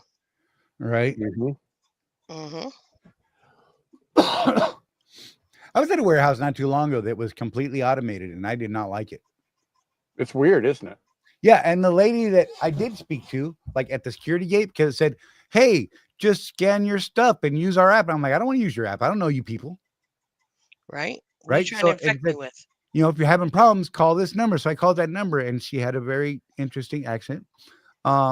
Just saying. Interesting accent. Whatever. And I was trying to explain to her, I'm like, yeah, so I'm picking up this load, and she was not pleasant. And then I just went around, and I didn't even understand it was an automated warehouse until I started talking to other drivers. And we didn't know how to get our bills. Apparently, you're supposed to just know this, or if you use the app, apparently it explains it to you. Oh, well, you got a green light. Go ahead and pull forward, slide your tandems, close your doors, and then pull up to the gate and put in your dumb number, and we'll print out bills of lading for you and give you a seal. What? Okay. All with no people.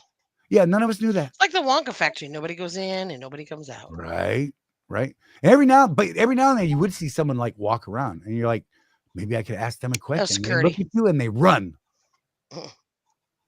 Go the other way. That was an Oompa Loompa. Yeah, for real. One of my wife's people. Oompa Loompa. Except my baby is the song of my people is work, Mexican work. Work, Mexican work. She sings it to me all the time. Just saying. I'd had to warn a driver today about having the LED blinking eyes in his windshield running while driving down the road. Yeah, California absolutely will tag people. I mean, they put out a short about that not too long ago. They're like, hey, listen, if you have these eyes, we're going to write you a ticket. So just so you know, Charlie, apparently in the office, Ida had a conversation in the office about lobsters and how they used to be food for poor people. You know, I totally saw that and I skipped over it for a reason because I didn't want to talk about lobsters, Jeff. And then you went and brought it up, so I removed you from the screen. Hey, Oh, it's damn. what the people want, apparently, because DJ says there's a part on the lobster that you should not eat called the old woman in the chair. That just sounds terrible. Oh, I just told somebody the other day what you use raccoon baculum for. What do you use it for? Toothpick. That's a redneck toothpick. Now people are gonna ask what baculum is, and you guys are gonna have to figure out a way to That's my that. question already. No, you brought it up. You tell us. The male genitalia of a raccoon. Oh God. Charley. It has a hard bone barb in it. It's called a redneck toothpick. Mm-hmm. Uh-huh. Uh-huh. Just not going there. Hey, did you know, Charley, that if you boil a funny bone, right? Uh-huh. I lost it.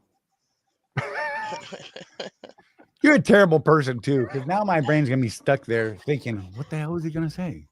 I thought it was gonna be something profound, something really It'll deep. come back to me probably after the show. Right? That'll be great. Everyone will love that. Pete is calling y'all out for the swearing. I am not swearing, Donna. I'm pretty sure I have not swearing. I didn't swear. It's not me. Item A has a collection of raccoon baculum. See? Oh, it came back. Oh God. The train's back. Let him talk quick. Welcome back, Grandma. Hey, you know, we're getting older. It happens. So if you boil a funny bone, what you get is laughing stock. right?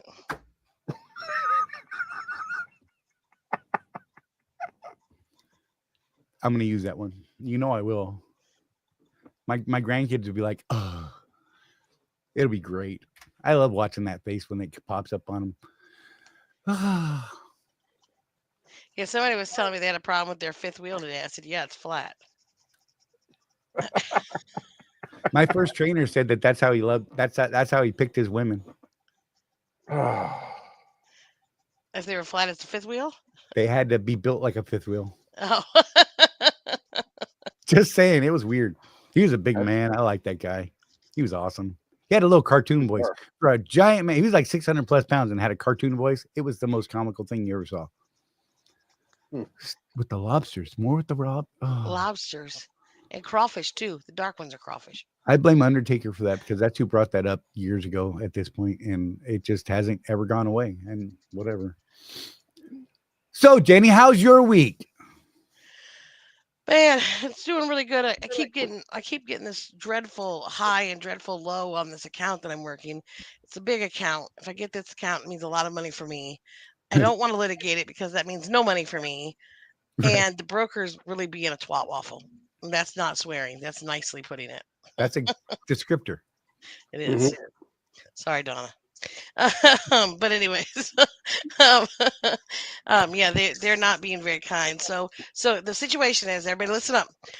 I have a carrier company, 350 truck carrier company. Okay.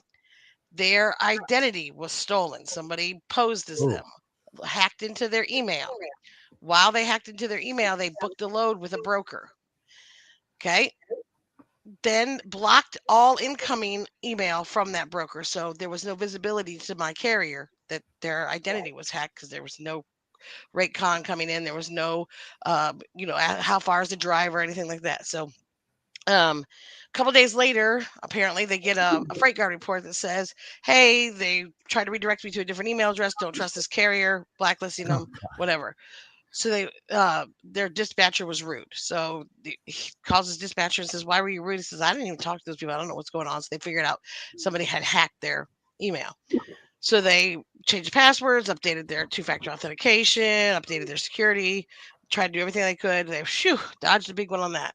Right. 2 days after that, they get a call from the broker saying, where's this load at? So the broker actually called them then. Where's this load at? They're like, what are you talking about? We don't have this load. They said, yeah, you do. No, we don't have that load. Well, they imposter that hacked their email that booked the load sent in a carrier to pick up the load and subsequently stole the load, or subsequently the load was stolen. Nice.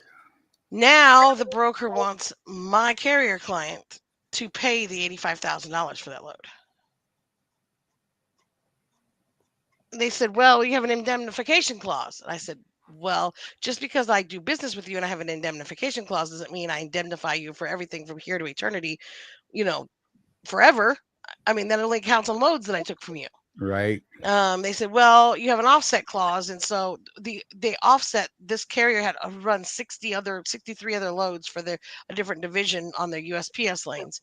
And now they're not getting paid for those. They offset all $85,000 with that.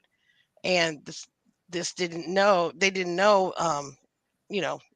that this was happening. I said, if a broker's identity is stolen and then the imposter posts loads on the load board as them, we don't hold that broker's feet to the fire. We say they're a victim, just like the carrier that takes the load from them and doesn't get paid. Right. But if it's the carrier whose identity was stolen, apparently it's the carrier's fault. Right.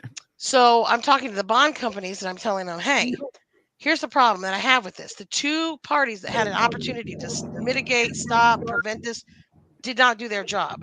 You have the broker that arranges for the transportation, and in doing so, they must verify and validate that they know who they're doing business with. And just because you sent a rate com back doesn't mean that it went to that carrier. If their identity was stolen, I mean, right. if I haul for a broker this week and I haul for one next week, I got to check them both times because I got to make sure that it's still the same people. And the shipper has the truck that actually picked up the load on CCTV footage. They took the driver's license of the driver who was the owner operator of that truck and didn't verify that the name on the truck matched the paperwork. Oh, great. So the two parties that could have stopped this, that had all the responsibility in the world and the opportunity to stop it, did not stop it. But the carrier who knew nothing about this going on in the background is the one they want to put on blame for this. Right. I muted you. Yes. You had weird sound coming through. So I'm fighting with that. And I think I'm winning. And then they come back and say, well, this broker says that they have the right to offset, or they have this. The broker carrier agreement says that the broker tenders a load, the carrier accepts the tender and transports the freight. My client did not accept the tender. They didn't possess. Wow. They deliver this freight. I mean, there's no liability. Liability attaches when they take possession. They didn't take possession, according to CarMax. So. And they had a driver's license for the driver that picked it up.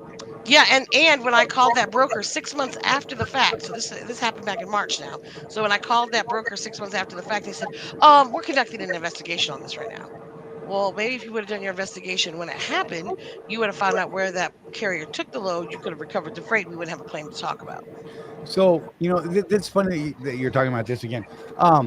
I showed up at Kraft Foods this week, right? One of my not favorite places in Atlanta, actually Union City, whatever. And they now have a new policy where they're actually requiring a copy of your CDL. Mm-hmm. This was the funny thing about their policy. And it's this big long sheet talking about why they're doing it, because, there's fraud and people are coming in and picking up loads they're not supposed to take and leaving with them, and they have no way of tracking it because, whatever, security, whatever. Okay. Just saying. It really seems like it can be stopped when you have control points in and out. Mm-hmm.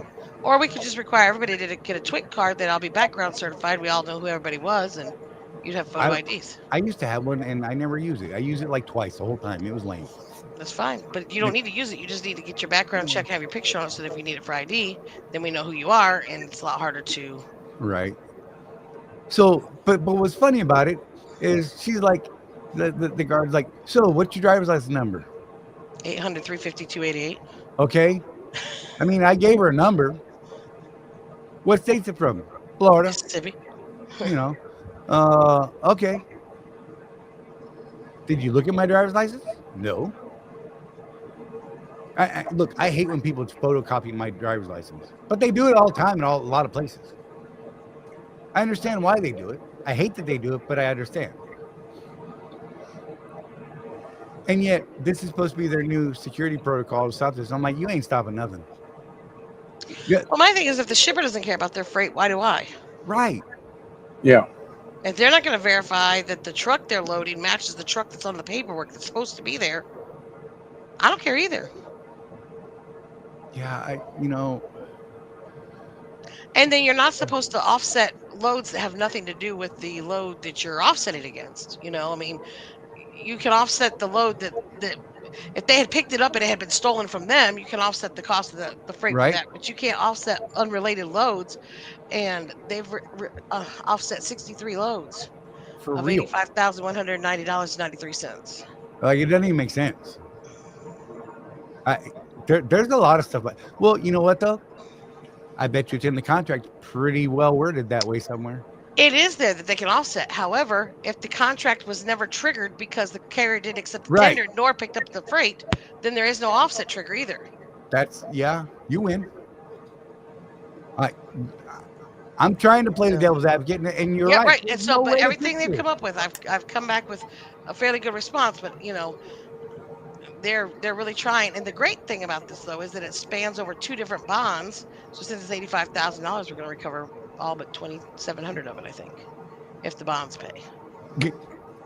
I just said craft loads and send stuff the DC didn't order all the time, right? I don't even know how that place makes money. Like for real, it's. Hey Ida, just so you know, Hillshire in Macon, which is now Tyson. No, was Tyson. Was Hillshire. Was Tyson. Now New Cold. That's what it is. Whatever. They change names every week. They're having problems with loaded outbound trailers with seals being broken on them. So you should let people know about that if they're picking up at Hillshire to really look at that seal, because it's a whole pain in the backside. I sat there for like an hour and 57 minutes yesterday, didn't even get the detention, couldn't hit that 2-hour mark. Dirty people sitting in the door. All they had to do is pop the seal, open the door, look inside. Yeah, it looks like it's there. And it's good. But no, 2 hours, just saying. It's a pain in the butt. Ladies were nice, though. The people in the office are much nicer these days from back in the day. They're really nice now. I have fun with them. I can joke with them and poke at them, and they're like, it's fun. They remember me. They don't know what to do with me half the time. Anyhow, so let your people know, Ida, if they're picking up at Hillshire, to really pay attention to those seals. Because, you know how it is. They're going to put you on the hook for it. Because then they can claim all kinds of stuff and whatever.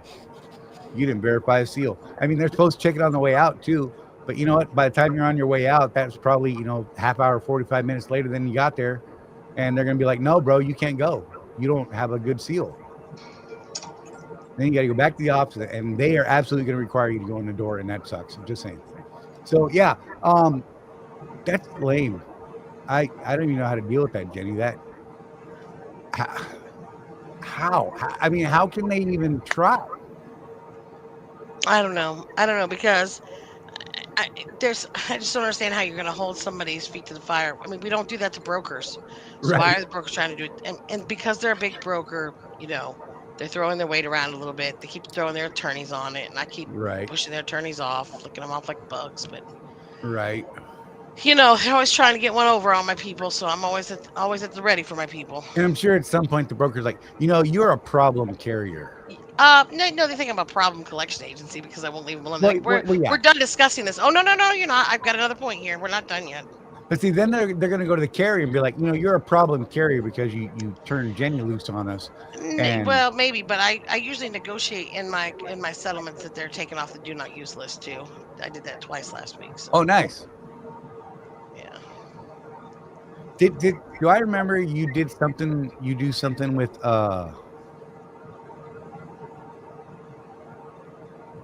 what's it called?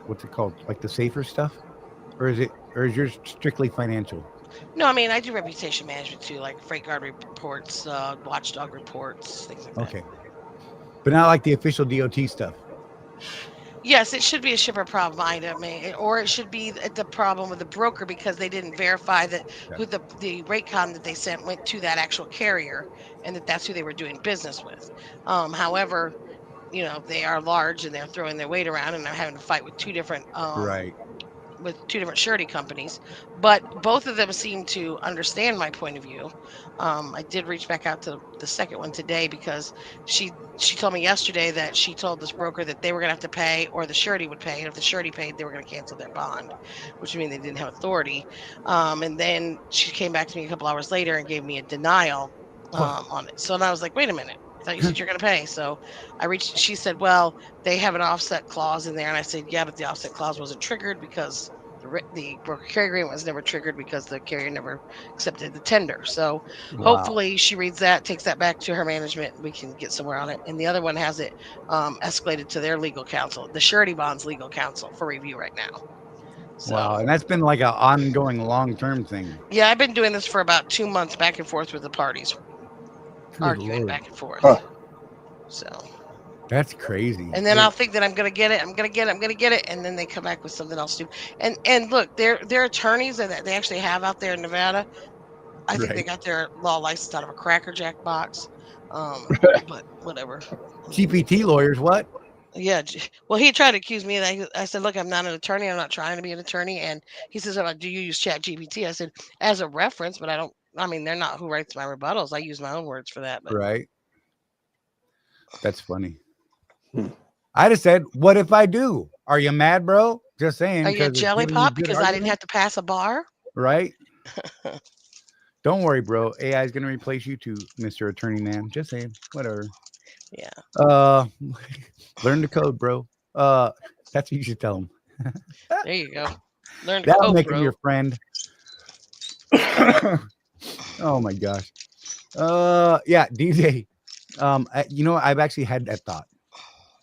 Should make a fake driver's license just for those times when security wants to make a photocopy. Mine would say Captain Happy Pants. It would. I had a fake one in college once. Oh my gosh. You rebel. I know. That's back before they had barcodes on the back and stuff. So right. So like the old California driver's I'm old as shit though, so the old California driver's license had that weird film over the top of it that you could scratch off. Mm-hmm. And then you could take a number 2 pencil and change dates on it pretty easy if you were, real careful. Real careful. Well, see, I had a graphic design major down the hall from me from nice. From New Jersey, and Connecticut, and so I had a Connecticut driver's license, and they used their licenses and put our pictures on it. And we used our same home addresses, except they had a Connecticut, zip code, so that nice. We wouldn't forget our address if they ask us or anything. Right. That's funny. I flew across the country with that idea. I had it with me, but I went to some restaurants in Santa Fe, New Mexico, and drank and stuff on it. That's funny. And it passed every time. I did find one flaw in it. Nobody ever caught it when they booked it. I did have it booked in the book, they'll pull out the book and compare the license. There were little tiny flags off the either end of the Connecticut, and mine were yellow and they were supposed to be red. Oops. But nobody ever caught it. That's funny. Oh my, the things we did when we were younger. Look, DJ said he never when he was a younger man, he never passed a bar he didn't like. Yep. Just saying. Oh God, how do we end up in these weird conversations all the time? We're a trucking channel, and here we are talking about how to falsify our driver's licenses back. That was 100 years ago, though, so I can talk about that now. It was now. a different time, We were criminal back then. We're not criminal now. Youthful indiscretions. Right. Yes. Right. Yes. Well, see, we got that all out of our system before we grew up, and now that we're grown adults, we don't do that stuff. Right. Yeah, we grew up before Facebook. As much. Yeah. So I did math wrong one time, and when I was 16, my driver's license said I was 40, and I was like, that was not right. I did get called on that one right away. They're like, no, bro, no. And it was even better. I gave my actual birth date because I was stupid. Well, 1971, bro. What? They're like, math says 16. I'm like, 61. They're like, it says like 1950 something, dummy. I'm like, whatever. Well, I can't help it if they got it wrong. Hey, the driver's license bureau spelled my name wrong on my most recent driver's license. I got to go back this week and try to have them Rosie's change. very first birth certificate says that she was born in 1961. Oh, nice. So I pick on her all the time for that one. Just saying. I'm like, you're old. I'm not. Right? And then she punches me Oh, that's not good. in a good way. You know, I kind of like it. I'm not gonna lie. I had to talk about Limp Bizkit. 100%. We could have partied as young girls, saw Limp Bizkit and drank in Tallahassee, Florida, far before 21. You dang rebel, you. I got kicked out of a bar at 17 or something like that after I saved the bar owner's wife and the bar owner from getting. So these two guys were messing with the owner's wife, Mm-hmm. and we were at a cowboy bar. And I was buckled up and the whole 9 yards. Elephant skin boots. Watch out. I look good them tight wrangles. 17. I was a hard body, just saying. You know, at 6'4", 6'4", right? And you know, in boots with heels, me and my buddy were impressive. I'm just saying. And the bar owner was like, you know, 5'1". I don't know. His wife was like the same. And so me and my buddy walk over. Excuse me, ma'am, can we help you? Are these fellas bothering you? And she's like, yeah, these bleep, bleep, bleep. You know, and we're like, okay. And then the bar owner comes over while we're standing there. He's like, I'm going to kick your butt, fellas. Not me and my buddy, but the other two. Right. You're messing with my wife. And they're like, we're going to eat you, because they were kind of big. Definitely bigger than he was. And then so me and my buddy kind of like picked him up and carried him outside and threw him out the door, old school style, right? And said, now you get out of here and don't come back, or then we're really going to do something, right? Don't you come back no more, more. You know, we were good kids, you know what I mean? And whatever.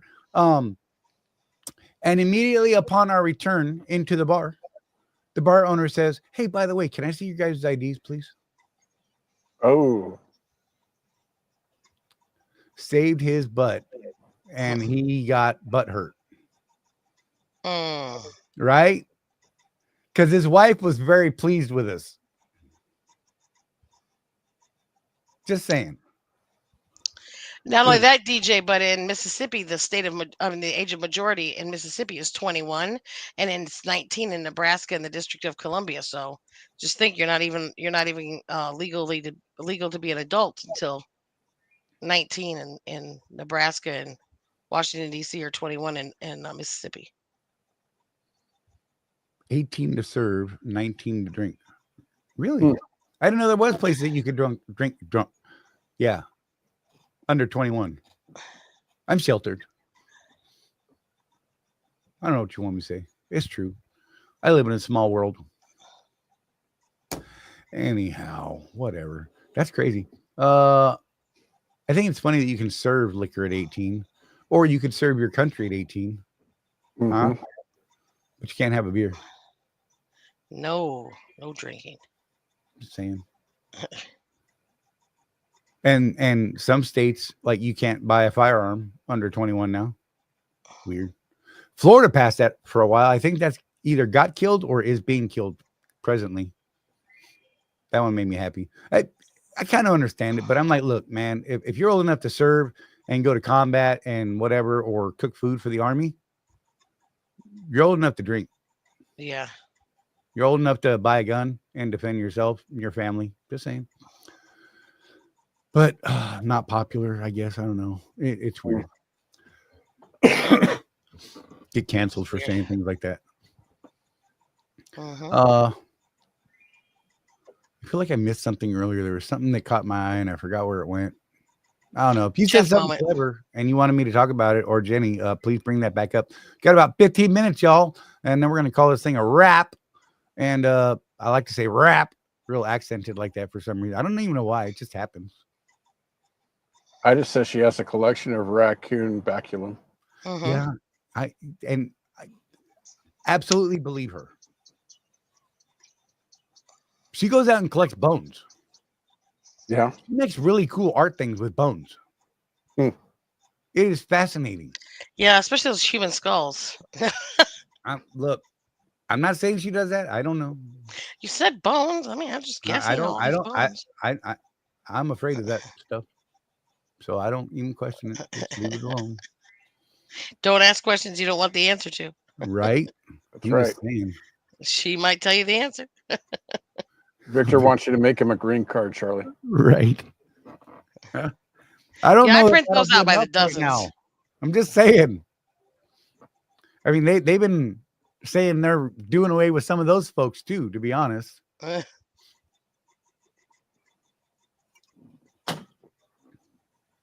For various reasons. Some of which I don't disagree with. I'm going to be honest. Yeah. We should get Victor on here just to talk about his thoughts as a brown dude in Texas. Mm-hmm. I bet he's got some colorful thoughts. I think Yeah. I bet some of his thoughts would actually surprise some people. Because I know when Rosie and I talk about this stuff, I'm not one of those people that by any means is like, no, we're married. You have to agree with me, because there's a lot of things she and I don't agree on. You know what I mean? She absolutely has her own opinion, and she's not far off of me. And she is a naturalized citizen. She was born. She was born in Mexico City. You know what I mean? And went through the whole process, and got a green card for years, and became a citizen, the whole 9 yards. So I'm just saying, yeah, she's not opposed to things, and it's kind of interesting to hear her opinion if you can ever get her to say them out loud. It's not something she's out there running around doing, but you know what I mean? If you had a conversation with her, I think some people would be surprised. And I've actually found that in a lot of people. They're like, yeah, I'm like, so are you pissed that they're doing this? Or like, no, I did it the right way. Why can't they? Mm-hmm. Yeah, absolutely. Fair. Absolutely. The ones that crack me up are kind of the ones that are like, I did it the right way, became a citizen, and now because of that, I'm going to yell and scream as loud as I can in the opposition. Sure, makes perfect sense. Yeah, sure. I left my country because of this oppressive nature thing. And now I want to come here and create that oppressive nature thing, but I'll be in charge of it then, so it's okay. Right?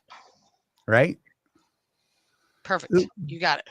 There's a lot of crazy stuff going on out on the internet around this stuff. Just, for those of you who aren't paying attention to anything, like, there are a lot of service members that are pissed off at the Democrats that came out and said, you it's okay for you to disobey those orders if you believe they're illegal, which I understand. We are trained that in the military. Yep.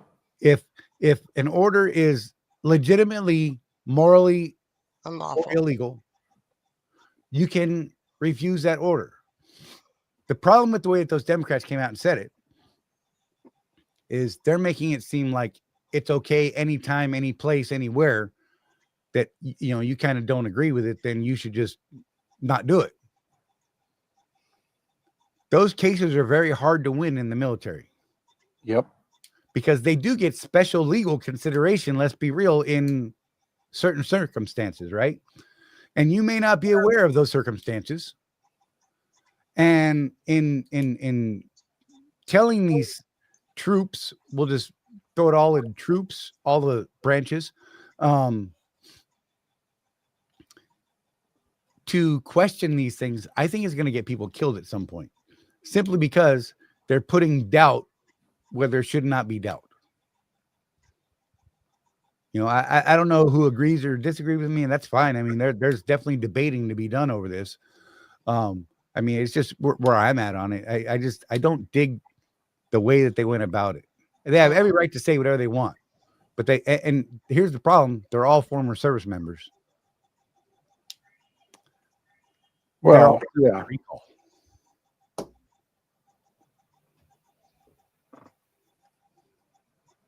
Thoughts, Jeff? Oh, you're gonna get me in on this. I don't want to. No. You look like you had a thought. I felt like I was just running my mouth too long on that one. I apologize. Yeah, go get him drug into this. What I'll say is that be careful what news you watch, guys. Right. I still have friends in the Portland metro area, Portland, Oregon. And according to them, eyewitness accounts, not your evening news on Fox or whatever. So there's been a lot of reporting about the violence around the ICE stuff, and that Portland is once again in flames and all that stuff. You know, Charlie, I think I told you this. The area of Portland that's actually affected is a 2-block area around the Right. federal building. Yeah. And it's literally like 50 people out there with signs and showing various anatomical parts to the ICE people. Right. And the ICE people are literally just like laughing at them and going about their business. I like the videos when you see a laser appear on someone's chest. I'm just going to say it makes me giggle. But yeah, a lot of this stuff is very localized. I don't think it's as big as what the gotcha news wants you to think it is. I mean, in the age of social media, everything's about getting the clicks and the views. Right.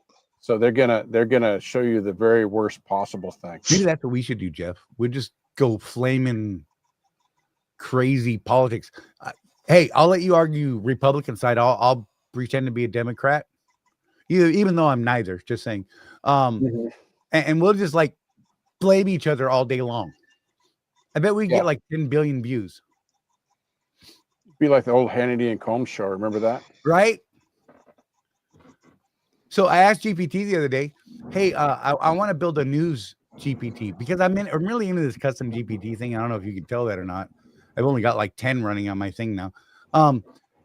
Where I want to pull news from services all around the world,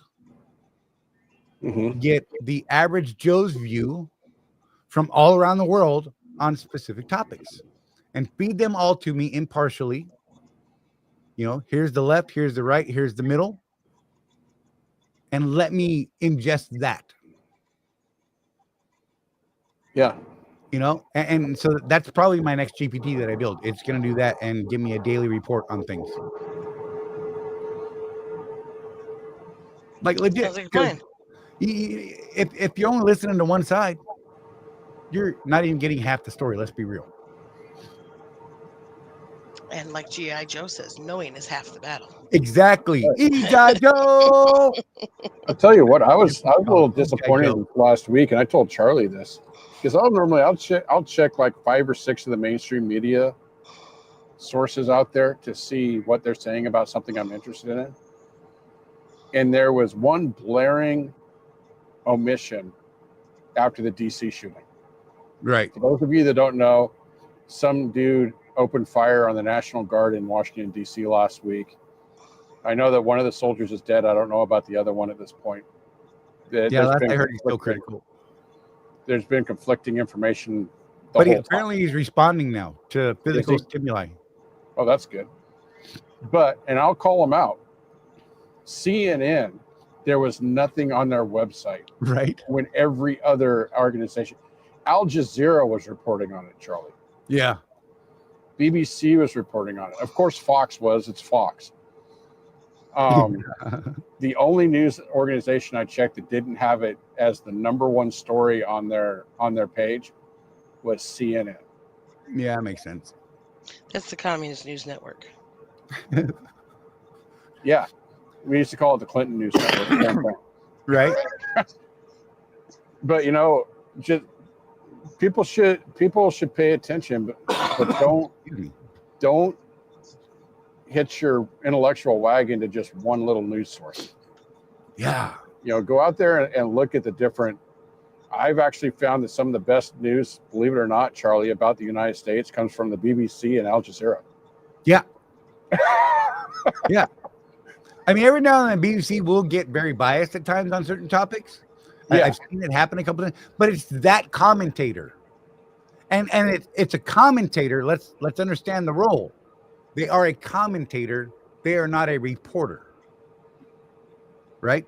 They're doing opinion pieces, typically. When you have the real reporters, India News, I've seen some crazy stuff come out of there that was like, I'm like, that can't be right. And I go out and try and fact check it. And bam! Holy crap. It was legit. Yep. I mean, I think you still have to vet everything. Oh, yeah. I think, you know, you have to go out and check sources and things like that. But, you know, a lot of people don't want to do that. But look, that's what I have my GPT do. Yeah, I mean, and with AI the way it is now, it's getting harder and harder to tell what's real and what's not. You got to really be paying attention. Right. Even with all these storms going on around the country right now, I mean, don't get me wrong, there's some pretty gnarly winter weather going on right now. But you know how many, to me anyway, obvious AI produced video I've seen? Right. Of these winter storms? Man, if you believed all that stuff, you would never leave your house again. You know, it's crazy. Yeah, I don't even. Sorry, I got distracted by a note. But yeah, you know, it's like we always say, pay attention to the news enough so that you know how to order your business and your life around what's going on. As you know, Charlie, I used to be a big news junkie. Not so much anymore. I've kind of had it. I like that, DJ. DJ said, our news up here is run by the government CBC. We call it the Communist Broadcast Channel. But Indian news, they hate our government and they expose all the nonsense. But you know, you got to get the sources where you can. You need you need opposing views. You know, even if they're crazy opposing views, you need to know what everybody is thinking, right? Because you can't get a real full picture just focused on the guys that see the things that you see the way you see them and don't challenge that at all ever. Right. That's not news. That's just building your own bias and staying there and burying your head in the sand. Just saying. Yeah, I don't know if you saw this. It was on a couple of sources. One of them was actually FreightWaves, I think. But the Department of Transportation is investigating some 4,000 trucking schools right now. Yeah, nice. I did. I saw that earlier. Yeah. And giving them 30 days to tighten up or get out. Yeah. So I think they need to say you got 7 days, bro. I'm just saying. Yeah. I mean, there's a lot to get through when you're reading about it, but the bottom line is these companies that are training new truck drivers, you know, basically the Cracker Jack box CDLs is what they're doing. Right. No documentation. Believe it or not, there is an actual academic standard for trucking schools. They're supposed to be doing certain things. And a lot of them aren't doing it, and they're starting to crack down, and I'm all for it. For real. Yeah, DJ said CBC never holds government accountable because they get paid by the government. And, you know, even down here in the States, you look at ABC, CBS, NBC, NPR, right? NPR used to be a great source for news because they would give you 3 sides of the story. Yep. And I loved that. You know, I could form my own opinion based on facts from all 3 sides. And you know, have an intelligent thought about it and be able to argue my point following that. Now they're leaning one way or the other, and I hate that. Yep. That's not news. And you know, they're you know, American Broadcasting Company, whatever. They're a private entity. But you know what? No, they're not. I don't care what anybody says. They're absolutely government lackeys. So find other sources. The internet is a good thing and a bad thing at the same time because, I mean, there's a lot of crap out here. Let's be real. But you can verify a lot of it. Yeah. You just spend a little time. Build a GPT that'll go out there and vet it all. Have your own snoops. You know what I mean? It's easy enough to find with the there was one that made the Facebook rounds last week that kind of torqued me off. Apparently there was this bill that was passed by the Senate that basically would kick people like Ilhan Omar out of office because it stipulated that you had to be a natural born citizen to have any federal office at all. Oh. You know, not a single thing on the docket. Not a single thing in the congressional website about it. Right. I mean, and it took me, I don't know, 2 minutes to go check that out on the congressional website to see if it was real or not. But people believe it. Right. Yeah. All right, let's get the heck out of here, guys. Jenny, you still there? I'm still here. All right. Hey, thank you for popping in here and being my co-host. Even though Jeff showed up, I was amazed. I really didn't expect him to show up. I thought he was going to be dead tired and gone. He You look looks at his tired. face; he's tired. Just saying. I am tired. So, Just Jenny, you want to? call me anytime. I do have Jenny listed under our endorsed essentials now. By the way, just saying. Yay! She's up at like number 4 because I like Jenny. Right under ES because we've been. I hope I'm above NARC. NARC's not on there. There you go. Huh? Yes. Just saying. Yeah, well, I companies that we believe in and the things that they do and things like that, right? We've Send got me a logo. I'll put you on my reference page. all right. Hey, look, we got an easy one. Referral partners. And so I did put that on there. There's definitely ways to get in contact with Jenny. There's multiple ways now in the description down there. Jenny, you got anything you want to leave the tens of viewers on? No, just get paid. And if you're not getting paid, call me 901-832-8052 or Jennifer at FRScollects with an S on the end of it.com. And that is down there in the show description and notes and stuff like that. So you can even just go click on it. I'm saying, so it's not hard. My number out there for me, everybody. The best compliment we can get in this industry is word of mouth. So right, Yep. For real. Jeff, what do you got, brother? Just keep that rubber side down, and remember, with no action, there is no traction, guys. And you guys know what I'm gonna say. Take care of each other. Look after each other because no one's out here looking after us but us. They don't like us most of the time anyhow, but they damn sure need us. So remember that. Don't vomit that out at people. They know they need us. When they're cranky pants with you, kill them with kindness. You'll be amazed how much better the experience goes. Just saying. And don't be out there taking video of people that you could be helping. Now, if they're jerk faces and be like, get out of here, dumb Swift, you don't know nothing. By all means, get the camera out and watch. Mm-hmm. Yeah. That is YouTube gold. Just saying. Anyhow, be good, guys. We will see you next Tuesday, 6 p.m. Eastern time. And hey, go check out the app. For real, you get 14 days. Try it out. See if you like it. If you like it, sign up. It's free for 44 if you sign up for a month. That's right. 44 days. Just saying. And then it's only $2.99 a month. Just saying. And there are big plans for that thing coming. So we are actively working on that.